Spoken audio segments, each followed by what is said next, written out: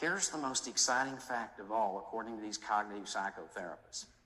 It's easy to change a paradigm, no matter how deep-rooted, because a new mind thought, a new brain concept will supplant it relatively fast through saturation. PR people have known this for years. If you really want to get people to act, show them something 17 times and they'll take action. It's called saturation advertising. Well, I got news for you. I'm going to give you a simple set of new paradigm mind twisters that if you'll repeat them 10 times a day, especially before bed at night, will replace the old worn-out tapes that have kept us in the 97th percentile of low achievers in an unlimited achievement business.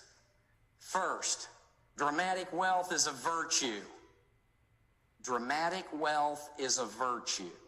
Second, I am open and receptive to any ideas and people who will help me achieve my goal of dramatic wealth. I'll repeat that. I am open and receptive to any ideas and people who will help me achieve my goal of dramatic wealth.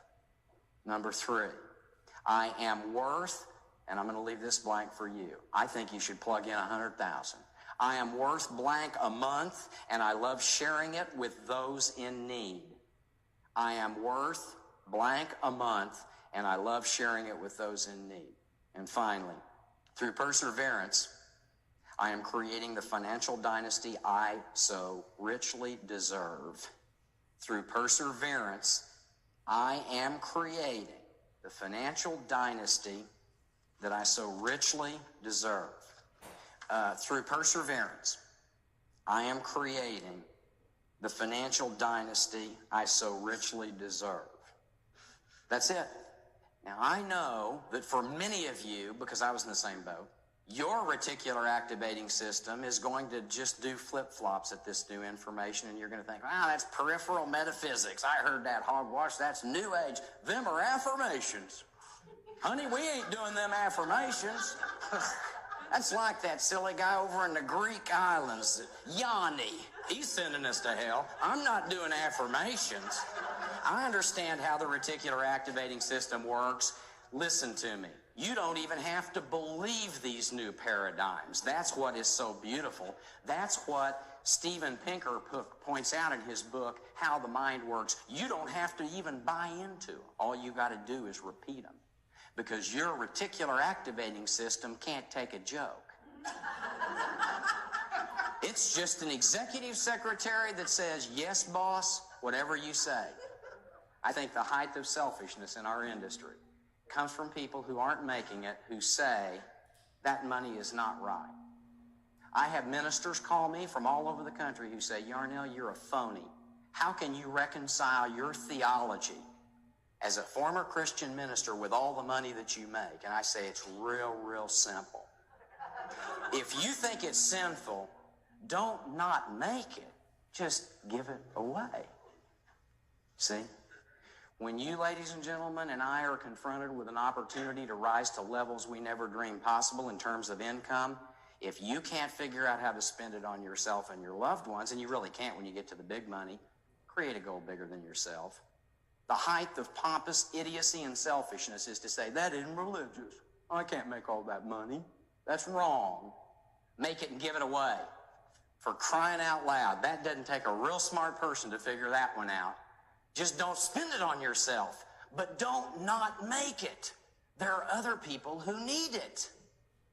And if you can't find people in your community, call me. We got all kinds of problems in Reno and in Northern California. I'll put your money to good use. The final element is this. Everyone is a creative genius, but generally it is those that focus on one system in one field who are recognized as those creative geniuses.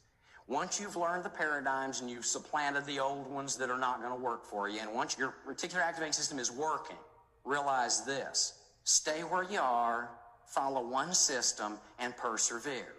Geographical cures don't work. You are a creative genius. You just don't know it. I want to read in closing from one chapter in this book about creative genius by Steven Pinker. I mean, he's head of the MIT, the neurological department at MIT. He's a pretty smart guy. Here's what he says. I love this. I love this. And what about those creative geniuses How can natural selection explain a Shakespeare, a Mozart, an Einstein, an Abdul-Jabbar? All of us are creative. All of us are creative geniuses. Every time we stick a handy object under the leg of a wobbly table or think up a new way to bribe a child into his pajamas, we've used our faculties to create a novel outcome. But creative geniuses are distinguished not by their extraordinary works, but by their extraordinary way of working. They're not supposed to think like you and me. Notice the stereotype. They burst on the scene as prodigies. They listen to their muse and defy conventional wisdom. Creative geniuses work when the inspiration hits and leap with insight while the rest of us plod in baby steps along well-worn paths. They put a problem aside and let it incubate in the unconscious. Then, without warning, a bulb lights up and fully formed solution presents itself. Aha! The genius leaves us with masterpieces, a legacy of the unrepressed creativity of the unconscious. Geniuses, truthfully, are wonks. This is Stephen Barry. You know what a wonk is? That's a student of something who just works and grinds away until he succeeds. Geniuses are wonks. The typical genius pays dues for at least 10 years before contributing anything of lasting value. Mozart composed symphonies at 8, but they stunk. His first masterwork came in his 12th year of his career. During the apprenticeship, geniuses immerse themselves in their work. They absorb tens of thousands of problems and solutions, so no challenge is completely new, and they can draw on a vast repertoire of motifs and strategies. They keep an eye on the competition, a finger to the wind, and are either discriminating or lucky in their choice of problems. But they are not freaks, with minds utterly unlike ours or unlike anything we can imagine evolving in a species that has always lived by its wits. The creative genius creates good ideas because we all do. Prodigies are often born in a certain era. Now listen to this. Prodigies are often born in a certain era, blunder into the right profession because they happen to be passionate about it, often die unappreciated, and then 200 years later, they're heralded as a creative genius. Woody Allen points this out in his fictitious letter from a depressed Vincent van Gogh to his brother by simply putting him in a different era and a different profession. In Allen's letter, Vincent van Gogh is a dentist living today instead of a romantic impressionist living 200 years ago. He writes to his brother, "Dear Phil, Mrs. Saul Schwimmer is suing me because I made a bridge as I felt and not to fit her ridiculous mouth. That's right. I can't work to order like some common tradesman. I decided her bridge should be enormous and billowing with wild, explosive teeth flaring up in every direction like fire. Now she's upset because it won't fit in her mouth.